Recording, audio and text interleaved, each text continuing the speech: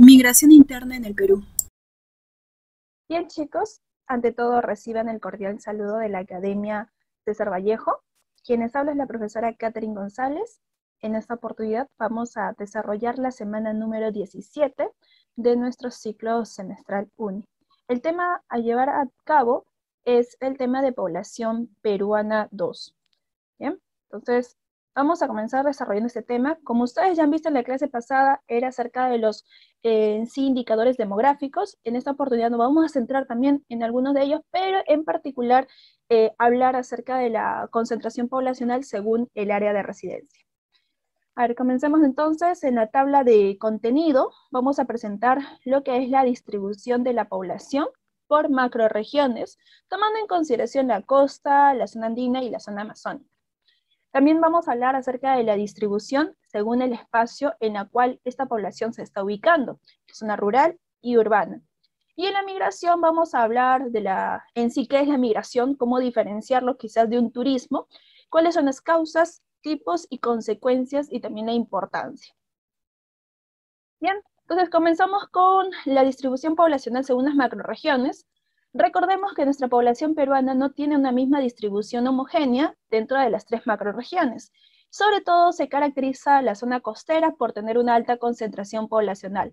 Por eso decimos que en nuestro territorio lo que más se ha desarrollado es lo que denominamos nosotros como la litoralización, que es la alta concentración poblacional dentro del sector costero o la región costera.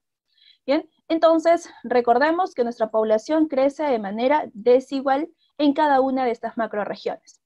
Dentro de las que tienen la menor concentración poblacional, pero eso no implica de que no esté creciendo, es la zona amazónica. Lleva un crecimiento todavía muy lento y muy paulatino, ¿no? Tenemos acá nuestro cuadro estadístico en particular, donde nosotros podemos visualizar sin ningún problema acerca de la concentración poblacional que se presenta en estas 3 macroregiones. Y una de las dudas que a veces surgen es, la población en cada una de estas 3 macroregiones siempre fue la misma, siempre fue la zona costera, quizás la que tuvo la mayor concentración poblacional. Pues eso nunca ha sido así. Tenemos a la zona acá costera, mira, en la década del 40, donde era una de las regiones menos pobladas. Estábamos hablando de un 28 aproximadamente por ciento de población habitando este sector. Y justamente un autor muy importante, Javier Corral Vidal, lo menciona dentro de su famosa tesis de las 8 regiones naturales. Después tenemos en la década del 40 a la zona andina con la mayor concentración poblacional. Mira, la región andina tenía aproximadamente un 65% de población peruana y la zona amazónica presentaba solamente un 6,7%. La zona amazónica o la región selva siempre ha tenido la menor cantidad de población peruana, pero con el pasar de los años ha ido incrementándose de manera muy lenta y sucesiva. Pero en cambio, los cambios radicales que han existido está asociado directamente a la zona costera y a la zona andina. Si te das cuenta, la zona costera pasó de ese 28% de población peruana y hoy en día concentra aproximadamente un 58% de la población peruana. La zona andina pasó de un 65% de la población peruana en la década del 40 y en la década del 2017 estamos hablando de un 28% aproximadamente. Entonces, lo que nos dice la historia acerca de la evolución de concentración poblacional es que la zona costera tiene un mayor recibimiento de población peruana, a diferencia de la zona andina, que está siendo abandonada. Y bueno, pues no podemos desmerecer también el crecimiento que ha tenido la zona amazónica, hace un crecimiento lento, pero lo sigue desarrollando. ¿Y por qué la zona andina sigue siendo abandonada? Pues los tipos de actividades económicas que tú puedas desarrollar en ese sector, que más asocia al área de agricultura. En cambio, en la zona costera tenemos más la industrialización, mayores puestos de trabajo, lo cual conlleva que el poblador tenga mayores oportunidades justamente en este sector. En la zona amazónica también se está desarrollando lo que es la minería, extracción de oro y extracción de petróleo, aunque el oro está más relacionado a una minería informal. La zona costera es un sector que, si bien tiene una alta concentración poblacional, estamos hablando de un 58%, si evaluamos la extensión territorial, pues solamente corresponde el 12% de nuestro territorio nacional. Y eso en realidad no es mucha extensión. Sin embargo, tiene el 58% de la población. Es algo que nos llama muchas veces la atención, puesto que ¿cuál ha sido el motivo de que estos pobladores se arraiguen más en la zona costera? Nos lleva a hacer ese tipo de pregunta. Y la respuesta simplemente es la industrialización, la facilidad de puesto de trabajo, la facilidad de oportunidades también educativas, de medios de salud, que más se involucra a este sector. La zona andina tiene casi una compensación entre la cantidad de población y la extensión de territorio que corresponde. Hablamos de un 28% del territorio nacional, correspondido en la región andina con un 28% de la población peruana. Aunque si hablamos de, para ser exactos, no quiere decir en esta extensión que un 1% del territorio le corresponde un 1% de la población peruana, porque tengamos en cuenta de que hay muchos sectores donde no pueden ser habitados porque está cubierto de agua, está cubierto de glaciares, son zonas con demasiada pendiente, y eso no posibilita el área de poder justamente habitarla. La de mayor concentración territorial es la región amazónica, tiene un 60% del territorio nacional, y sin embargo, si hablamos de concentración poblacional, solamente concentra un 13,9% de la población peruana. Eso es demasiado bajo en realidad para la gran extensión que esta tiene. Pero sin embargo tiene el aspecto también positivo, porque en la zona amazónica tenemos la mayor concentración de biodiversidad, así que al tener poca concentración poblacional, estamos cuidando nuestra biodiversidad. Tanto en la costa, como está recibiendo gran porcentaje de la población, a este proceso se le llama litoralización. Bien, la litoralización sigue siendo el más constante dentro de nuestro territorio peruano. Pero como te dije hace un instante, la selva también está en un proceso de crecimiento. En la selva vamos a encontrar lo que se denomina selvatización. Esta selvatización todavía es muy lento, muy pausado, pero sí se está desarrollando. En cambio, en la región andina, lamentablemente, se está generando mayor abandono de las tierras. Ellos van a presentar mayor cantidad de emigración. Personas que optan por salir de su territorio. Y vamos a ir viendo cuáles podrían ser las posibles causas que ha generado esta migración más adelante. Vemos acá el cuadro estadístico en estos dos últimos censos, 2007 y 2017, y observamos que la población de la zona costera todavía tiene esa tendencia de seguir creciendo. Hablamos de un 54,6% en el 2007 y en el 2017 de un 58,0%, o sea, ha habido un incremento. En la zona andina sigue existiendo ese descenso de concentración poblacional. De un 32% se han reducido a un 28% de la población peruana, y en la zona amazónica ha pasado de un 13,4% a un 13,9%. Sí, está creciendo la región amazónica, pero no con la misma velocidad que lo hace la zona costera directamente. Vamos a hablar ahora sí de la distribución de la población según el lugar de residencia. Según el lugar de residencia, recordemos que tenemos dos zonas de residencia, la zona rural y la zona urbana. Pero nos damos cuenta también que las zonas urbanas han ido en un proceso de crecimiento. Solamente observa este cuadro estadístico del 2007 y el 2017, cómo la población de la zona urbana se ha ido incrementando. Mientras que si hablamos de la zona rural, esta ha sufrido todo lo contrario, quiere decir que se ha ido disminuyendo cada vez más. Bien, está en ese proceso de disminución. Antes hablábamos de un 27,5%, hoy en día hablamos de un 20,7%. Dice, la población peruana entonces tiene esa tendencia. Según el último censo del 2017, la población en las zonas urbanas son aproximadamente un 23.311.893 habitantes dentro de la zona costera, que corresponde pues al 79,3% de la población. Mientras que en la zona rural, bien, estamos hablando de 6.069.991 personas viviendo justamente en las zonas rurales. Ojo, recordemos que las zonas urbanas y las zonas rurales no necesariamente se dividen en costa, sierra y selva. No necesariamente porque estás en la costa vives en una zona urbana, no necesariamente porque estás en la sierra vives en una zona rural, o no necesariamente porque estás en la selva también vivas en una zona rural. Recordemos que las zonas urbanas son aquellos espacios donde se concentran más de 100 viviendas y en ellas también existen servicios básicos, servicios al acceso a servicios públicos, por ejemplo, y pues tanto en la costa, en la sierra y en la selva vamos a encontrar esos dos tipos de espacios de residencia, zonas urbanas y zonas también, en todo caso, rurales. Pero la tendencia sigue siendo el abandono de la zona rural y el crecimiento de las zonas urbanas, en todo caso. Pueden notar ustedes acá el proceso de crecimiento en cada uno de estos sectores de residencia. Por ejemplo, en el caso de las zonas urbanas, ha habido un crecimiento de un 17,3%, ¿ven? Ese es el crecimiento que nosotros podemos registrar acá. Mientras que en las zonas rurales ha habido una disminución de un 19,4%. Estamos hablando solamente en el censo realizado entre el 2007 y el 2017, nada más, ¿bien?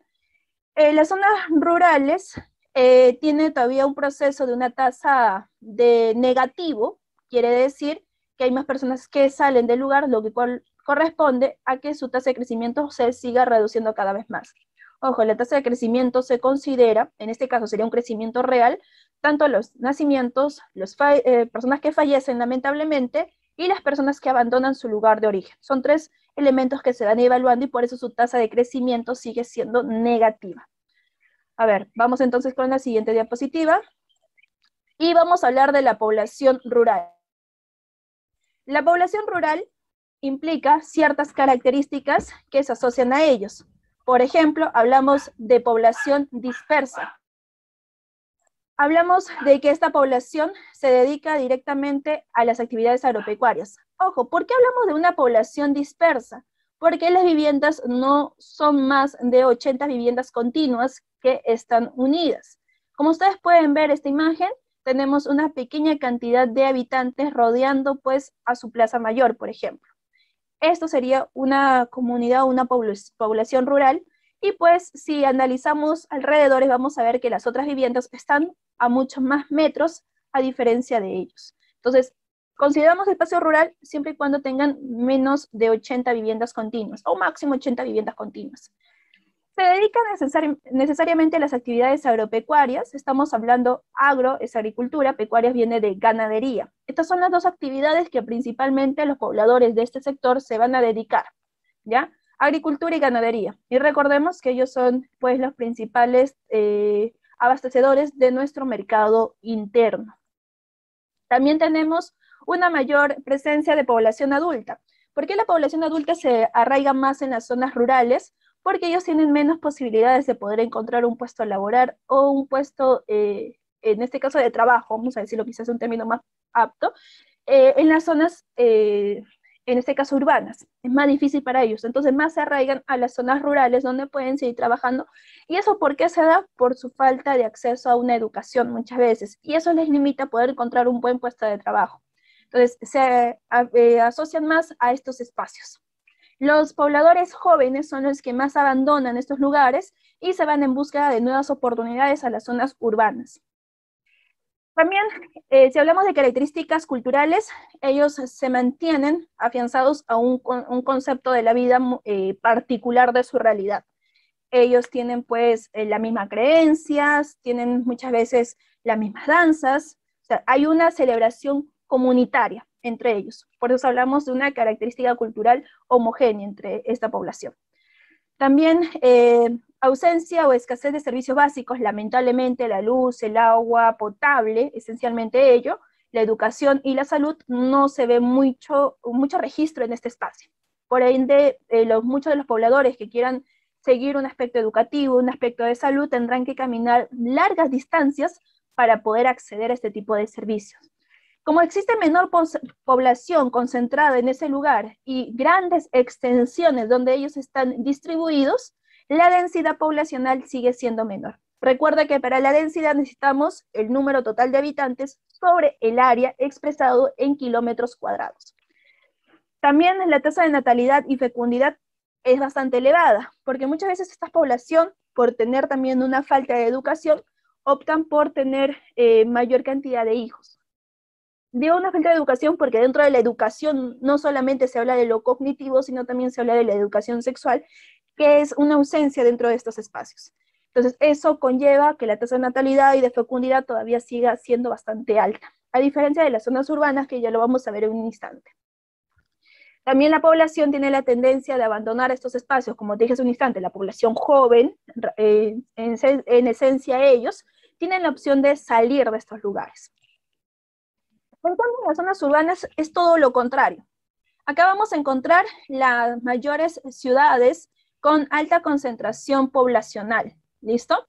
La población está concentrada en estas grandes ciudades. Una de ellas podríamos considerar la zona del Callao, Lima, Piura, por ahí, por citar algunas nada más de las tantas que tienen alta concentración poblacional. También se dedican a las actividades económicas, pero a diferencia de las zonas, en este caso rurales, que se dedican a las actividades primarias de extracción, como es la agricultura, la ganadería, ¿ya? De producción, en todo caso, perdón ahí, la de producción. En el caso de las zonas urbanas se dedican al sector terciario, estamos hablando del comercio y también del servicio. Servicios, por ejemplo, si por ahí papá, mamá no tienen tiempo, pero necesitan que alguien pueda mantener la vivienda limpia, puede contratar una service donde viene una persona una vez a la semana, una vez cada tiempo que el padre crea conveniente, vienen a casa, hacen la limpieza total y simplemente se retira. No es como contratar a alguien que sea de manera permanente, pero eso es también parte de un servicio. O también podemos citar la institución, por ejemplo, el servicio de educación. Igual, está dentro de este sector. La industria también es otro de los servicios o actividades económicas que se desarrollan en este sector. La industria también crea varios puestos de trabajo. Y acá tenemos una mayor concentración de población joven. ¿Listo? Población joven. Otra característica de este espacio es que el crecimiento de nuestra ciudad o de las ciudades ya no es un crecimiento horizontal, sino que es un crecimiento vertical. Lo puedes tú observar en esta imagen. Por acá atrás, listo, podemos observar algunas residencias en las cuales tenemos varias viviendas o varios departamentos que se han creado. Miren la parte posterior, acá atrás, y así sucesivamente podemos notar varios de esos lugares. Entonces, el crecimiento ahora de las ciudades o de las zonas urbanas en sí, no solamente ciudades, zonas urbanas, es un crecimiento netamente vertical. Gracias a que muchos pobladores optan por venir a estas zonas urbanas, tenemos una diversidad cultural, o sea, hablamos de un mestizaje. Bien, diferentes orígenes, quizás tus orígenes no sean directamente acá en la zona de Lima, tus orígenes están en la zona amazónica, en la zona andina. Recordemos que la zona andina también se divide por sectores, norte, centro, sur, tienen diversidad de, en este caso, danzas, gastronomía y lo demás. También tenemos en las zonas urbanas el acceso a los servicios básicos como luz, agua potable, educación, salud, ¿ya? Por ende, la tasa de natalidad en este sector es menor, porque te dije que la educación también habla no solamente del aspecto cognitivo, sino también del aspecto en este caso, educación sexual, por ejemplo. Entonces, la tasa de natalidad y fecundidad se reduce. Y en los servicios de salud también dan ese tipo de enfoque de la educación sexual, entonces también juega un rol muy importante dentro de esta tasa de natalidad y fecundidad. Pero como se existe mayor cantidad de población viviendo en este sector, la la densidad poblacional sigue siendo elevada. En las zonas urbanas tenemos gran cantidad de población viviendo en un espacio muy reducido y hace que nuestra densidad sea mayor. La inmigración es lo que más se puede observar en estos lugares, de las zonas rurales a las zonas urbanas, o en todo caso también de las zonas andinas hacia las zonas de las ciudades costeras. Migración. ¿Qué entendemos por migración? Recuerda que la palabra migración en realidad hace referencia a aquellos pobladores que abandonan su lugar de origen. ¿Listo? De donde ellos exactamente son, están dejando esos espacios por ir a un nuevo lugar distinto al de su origen. Puede ser de una ciudad a otra, puede ser de una región a otra, puede ser también de un país a otro, como hoy en día nuestros amigos venezolanos. No confundamos migración con turismo. Turismo es cuando tú tienes una bolsa de viajes, o sea, tienes dinero para poder invertirlo a ese lugar donde estás llegando, bien, a dónde vas a ir o dónde estás enfocándote. Tienes un plan de cuántos días estar por ahí, a dónde visitar al menos, dónde quedarte, tienes para cubrir todos tus gastos, tu alimento y todo eso. En cambio, un migrante muchas veces no tiene para cubrir esas necesidades, ni siquiera sabe qué es lo que va a encontrar en ese nuevo lugar, solamente sabe que quiere llegar a ese lugar y buscar un puesto de trabajo para poder solventar sus gastos básicos. Eso es lo único que él sabe. Entonces, esas son las otras dificultades que se pueden ir originando durante una migración. Y claro, existen diferentes enfoques de la migración. Por ejemplo, hablamos de una migración que se da de forma interna cuando se da dentro de un territorio, o cuando también se da de un país a otro, se le conoce como una migración externa. Tenemos también lo que es de carácter voluntario, cuando tú eres el que decide por tus propios pensamientos, principios, irte a un nuevo lugar de residencia, pero también existe aquellas en las cuales te obligan a ir a ese nuevo lugar de residencia, ¿bien? El tiempo puede ser permanente o no permanente, ¿listo? Acá sería según el tiempo, permanente y no permanente. Permanente cuando tú te vas a ir y comienzas a radicar en ese nuevo espacio, ¿listo? Y no piensas volver en ningún instante a tu lugar de origen. Eso es permanente. Quizás muchos de nuestros abuelitos o nuestros padres tomaron esa decisión. Han venido a vivir a Lima y ya llevan varios años viviendo acá en Lima. En cambio, hay otros que vienen a un nuevo país o que vienen, en este caso, de provincia hacia la zona de la costa o viceversa, por un tiempo determinado y después de, no sé, ellos piensan, voy a trabajar 5 años y después me regreso a mi lugar de nacimiento. Eso es un tipo no permanente, por ejemplo.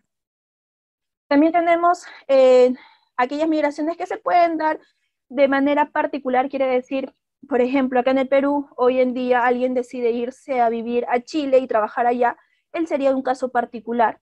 En cambio masivo, como lo que ha sucedido con Venezuela, muchos pobladores moviéndose por diferentes lugares del mundo, migrando a diferentes lugares del mundo. Eso se le llama masivo, también conocido como éxodo. Por la legalidad, podemos tener dos tipos, regular e irregular. Los regulares, los que sí presentan todos sus documentos, van a las zonas de frontera o a las embajadas y establecen toda su documentación para poder viajar a otro país. Los irregulares o ilegales son aquellos que simplemente, sin tener documentos adecuados, logran ir a otro país entrando por lugares no permitidos. Esos son los irregulares o ilegales, ¿no?